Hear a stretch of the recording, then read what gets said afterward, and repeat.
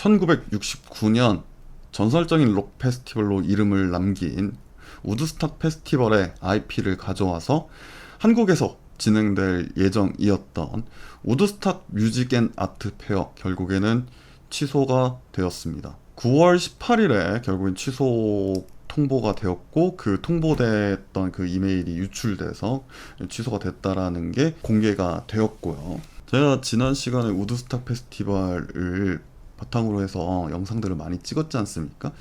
그래서 이번만큼은 좀 안 찍고 싶었습니다. 사실 뭐 취소가 될지도 예견은 하고 있긴 했었는데, 그래도 좀 저도 기대했었거든요. 열렸으면 좋겠다라고 말이죠. 사실 좀 마음을 놓고 있었는데 이 취소가 되고 나니까 이걸 찍어야 되나 말아야 되나 고민을 했었는데, 우드스탁을 실제로 예매하신 분들도 은근 있더라고요. 그냥 그분들이 왜 이게 그만뒀을까라는 것들도 알고 싶어 하시는 분들도 있더라고요. 그리고 우려했을 분들, 그리고 소식을 접했을 분들, 이런 분들 중에서 궁금하시는 분들도 있기 때문에 업계 관계자로서 왜 이렇게 취소되었는가, 도대체 주최 측의 사정이라는 게 뭔가에 대해서 한번 얘기를 해보고, 이게 지금 페스티벌 업계에 끼칠 악영향에 대해서도 얘기를 해드리고요. 그리고 하고 싶은 말이 좀 있었습니다. 제작진분들한테 하고 싶은 말이 아니라 이 페스티벌을 찾아오셨을 관객분들, 그리고 우려했을 분들, 그리고 이제 소식을 접했을 분들, 이런 분들한테 꼭 하고 싶은 말이 있었기에, 그래서 이제 영상에 한번 담아보고자 이렇게 카메라를 켜게 되었습니다. 주최 측의 사정으로 취소됐다고 하는데요. 주최 측의 사정은 뻔합니다. 티켓이 잘 안 팔렸던 거겠죠. 자기들이 생각하는 그 기대치에 최저의 최저도 안 됐을 겁니다. 이렇게 해서 보통 이제 취소하는 경우가 의뢰 있긴 한데요. 보통은 정식 기획자가 아닌 분들이 이렇게 뭣도 모르고 이게 덤벼들다가 하는 경우가 많거든요. 즉, 제가 하고 싶은 말은 취소하신 거는 정말 아마추어 같은 일이었다라고 말씀을 드리고 싶습니다. 실제로 선생님 같은 경우에도 그 제작진으로서 이런 경험들이 없지 않거든요. 뭐 공연 엎어지고, 그리고 페스티벌 엎어지고 할 티켓이 너무 안 팔려가지고 취소되는 경우가 많은데, 그거 진짜 좀 잘못된 겁니다. 쉬운 건 아닙니다. 이 빚을 진다는 게 굉장히 어렵거든요. 선생님도 빚을 많이 접었고, 근데 빚을 져가면서라도 어떻게든 열었어야 되는 건데, 그래야지만 좋은 레퍼런스가 쌓여서 다음을 도약할 수 있는 발판이 생기거든요. 물론 빚도 같이 생기겠지만, 근데 이런 경우도 굉장히 많습니다.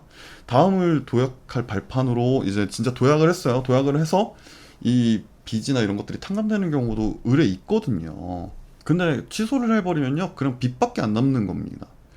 그런 것들을 몰랐다는 게 지금 딱 보이거든요. 그래서 엎어진 거겠죠. 뭐 그 임진과 평화를 위해서 거기서 하는 건데, 뭐 안전 문제라던가 뭐 이런 것들 때문에 엎어졌다 그러면 그건 진짜 안 될 말이고요.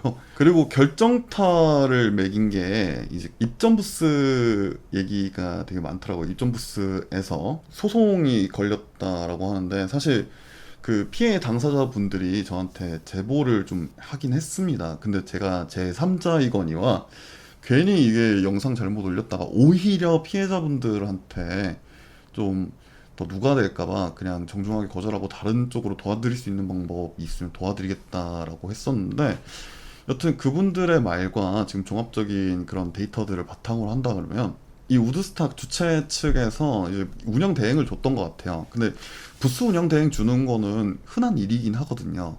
부스가 특히 많을 경우에는 직접 계약보다는 그게 더 이제 수지타산에 맞으니까요. 근데 첫 번째 좀 그 계약 내용이 좀 이상했습니다. 그 이게 선생님이 너무 선생님 기준대로만 계속 일을 진행하다 보니까, 선생님이 업계 요즘 생태계를 잘 모르나 해서 좀 주변에도 물어봤거든요. 근데 입점비랑 판매 수수료를 동시에 받는 경우는 거의 없습니다.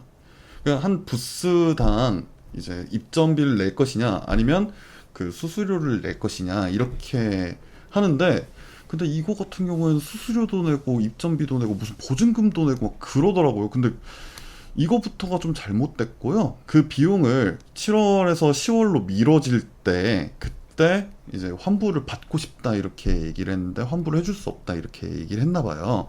그 운영대행사가 두 곳이 있었는데 그 두 곳에서 그렇게 해버리고 잠수를 타버렸나 봐요. 근데 피해자 당사자는 주치까지 찾아가서 주치한테 이렇게 얘기를 하니 우리는 사기를 친 적 없다, 우리는 상관 안 한다, 우리 잘못은 아니다 이런 식으로 이제 나가니까 당연히 피해 당사자분들이 얼마나 화가 많이 나겠습니까. 근데 이제 뭐 취소됐으니까 이거 뭐 소송까지 갈 필요도 없이 그냥 돈 무조건 뱉어내셔야 되는 거고요. 이 시스템을 되게 그 복잡하게 만들어놨다는 것도 결국 아마추어적인 행보였고, 그리고 그걸 대참에 있어서도 좀 아마추어적인 거였고, 결국에는 이게 취소가 됨으로써 이 보여진 이 모든 일련의 과정들이 전부 다 기획자적인 논법대로 흘러간 게 아니라 좀 아마추어적인 논법대로 흘러갔기 때문에 이런 일들이 발생했다라고 정리를 할 수 있을 것 같습니다. 우드스탁 IP와 라인업에 대해서 얘기를 많이 하시는데요. 우드스탁 IP 자체를 산 거는 그렇게 쉬운 일은 아니지만, 근데 그렇다고 해서 너무 어려운 일도 아닙니다, 사실.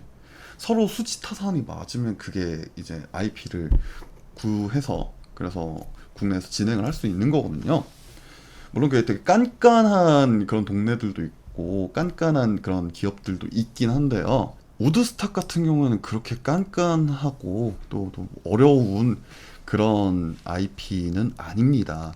전설적인 IP인 건 맞는데요. 근데 정식적인 절차를 거치고 그리고 이제 같이 의논해보면 IP를 가져올 수 있는 거기 때문에요. 실제로 예전에도 그렇게 해서 가져오려는 사람들이 굉장히 많았다죠. 근데 이게 뭐 사업성이 잘 안 되고 실제로는 한번 취소된 적도 있고 그래서 꺼렸던 건데 왜 그걸 가져왔을까라는 좀 아쉬움이 있고요. 이거는 우드스탁에 대해서 공부를 좀 많이 안 하셨던 것 같아요. 사실 우드스탁을 런칭하시기 전에 우드스탁 관련된 안 좋은 내용을 담은 다큐멘터리가 굉장히 선풍적인 인기를 끌었고 축제 팬덤 그리고 축제 기획자들이 그걸 되게 많이 봤거든요. 그 다큐멘터리를 전혀 안 보신 것 같아요. 그리고 기자회견 때 그 옆자리에 있던 임진모 평론가님도 그 다큐멘터리를 전혀 안 보신 것 같습니다. 기획하신다는 분이 왜 그 IP를 샀을까? 만약에 사게 된다 그러면 진짜 우리나라 로컬라이징이 돼서 그거에 맞게끔 좀 환경을 조성해서 만들었으면 어땠을까 하는 아쉬움이 큰데, 뭐 로컬라이징대로 안 하려고 그러고, 근데 또 라인업은 되게 뭐 되게 국산화해서 하려고 했던데, 사실 라인업은요 우드스탁이라는 걸 가리고 보면요 꽤 괜찮아요. 나쁘진 않아. 누가 댓글에다가 뭐 열린음악회냐 막 이렇게 얘기했는데 열린음악회 얼마나 훌륭한 그런 프로그램입니까. 근데 이거는 딱 봤을 때는 뭐 이런 라인업도 있을 수 있지 페스티벌이라면. 근데 우드스탁이라는 IP 안에서는 좀 괴리감이 들었던 거죠. 그리고 그걸 너무 밀고 나갔고 이것도 좀 아마추어 같은 행동이었는데, 제일 듣기 싫었던 변명이 그거였어요. 그 뭐 아티스트 에이전시에서 요구하는 게 너무 많다, 너무 깐깐하 막 이렇게 얘기하는데, 그 우리나라에 있는 페스티벌에서 내한하는 그런 프로그램들은 그게 안 깐깐해가지고 그 사람들이 한 게 아니라요. 그것도 기획자의 역량인 거거든요. 그 깐깐한 사람들을 어떻게 데려올까, 어떻게 할 것인가. 되도 않는 이건 변명이었고요. 그러니까 결국에 그 이 라인업은 여기 있는 아티스트 분들이 되게 훌륭한 분들이거든요. 이 아티스트 라인업을 가지고도 충분히 좋은 페스티벌을 할 수 있었을 거라고 봐요. 다만 그게 우드스탁 페스티벌인 건 좀 아니었던 거죠. 이거는 아마추어들 중에서도 축제 팬덤 분들도 다 아는 사실인데 기획자로서 이걸 몰랐다라는 게 제일 좀 아쉬운 대목입니다. 네. 우드스탁이 이 업계에 미칠 악영향까지 있겠느냐 뭐 이렇게 얘기를 하는데, 일단 하나 악영향을 끼친 게요, 사실 제가 바라봤을 때 좀 그렇게까지 괜찮게 열린 이런 컨텐츠는 아니었는데 이 우드스탁의 반사효과를 누려서 사람들이 봤을 때 이거 너무 잘했는데 그래 우드스탁보다 낫다 해가지고 진짜 그 잘 개최된, 감안하고 이제 관객분들이 들어가시더라고요. 그러니까 이 그 기준을 좀 하향 평준화 시켰다 이런 것들이 좀 보이고요. 그리고 그 입점사 문제라든가, 그리고 이 투자를 받으셨을 거 아니에요. 이게 진짜 큰 문제인데 뭐냐면, 이제 누가 이 페스티벌에 투자를 하고 입점을 하겠습니까? 적어도 지금 우드스탁으로 피해보신 분들 같은 경우에는 절대 뭐 투자를 하거나 아니면 협찬을 하거나 입점을 하거나 이러지 않으시겠죠. 이게 사실 객관적으로 봤을 때는 이 회사만 잘못한 거니까 이 회사에만 이제 투자 안 하고 협찬 안 하고 후원 안 하고 그러면 되지 않겠느냐 이렇게 생각하실 수도 있겠는데요. 이게 사람의 경험이라는 게 사실 포괄적으로 바라볼 수도 있거든요. 그래서 축제에서 저런 거 들어가는 거 저번에 내가 해봤는데 아 이거 안 되겠더라 이렇게 생각하실 수도 있거든요. 이런 분들이 지금 생겨났다라는 게 그게 굉장히 큰 업계에 악영향인 거죠. 자 이제 우드스탁 취소 관련된 얘기는 좀 마무리하고요. 이걸 기대하셨을 그리고 우려하셨을 그리고 소식을 접했을 그런 분들께 꼭 하고 싶은 말이 있었습니다. 아티스트를 한번 추천드리고 싶어요. 우드스탁에 참여했던 아티스트요. 그 전에 말 많았던 그 해외 아티스트인 아르고나우타 같은 경우에 제가 학생들까지 데리고 가가지고 공연도 보고 그리고 영상도 찍었으니까 그분들에 대한 소개는 안 하도록 하고요. 원래 참여하려고 했던 코지앤 노이즈라는 그 밴드가 있습니다. 거기 참여하시는 나무님이라는 보컬님이 계시거든요. 작년에 제가 강릉에서 저희 학생이 진행한 뮤직앤센트 콘서트에서 알게 된 그런 아티스트고 그리고 그 아티스트가 지금 현재 활동하고 있는 밴드가 코즈앤노이즈인데요. 우드스탁 페스티벌에서 공연을 할 예정이었습니다. 저는 사실 그분들의 공연을 제일 기대했고 정말 성공할 수 있는 그런 아티스트였거든요. 15년 차 기획자가 이 정도까지 얘기하는 거면 사실 정말 정확한 말이거든요. 혹시라도 지금 이 우드스탁에 대해서 조금이나마 아쉬움을 달래고 싶다면 그분들의 노래를 한번 좀 들어봐 주시는 게 어떨까 싶습니다. 굉장히 위로가 많이 될 거라고 저는 믿어 의심치 않고요.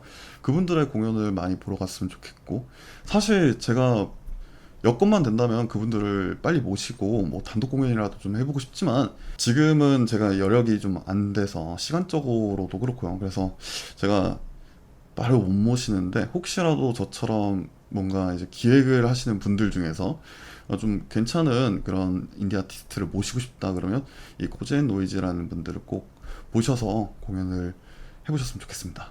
네, 결국엔 이렇게 안 좋은 소식으로 영상을 찍게 되었는데요. 다음번에는 좀 즐겁고 재미있는 소식으로 영상을 찍어보도록 하겠습니다.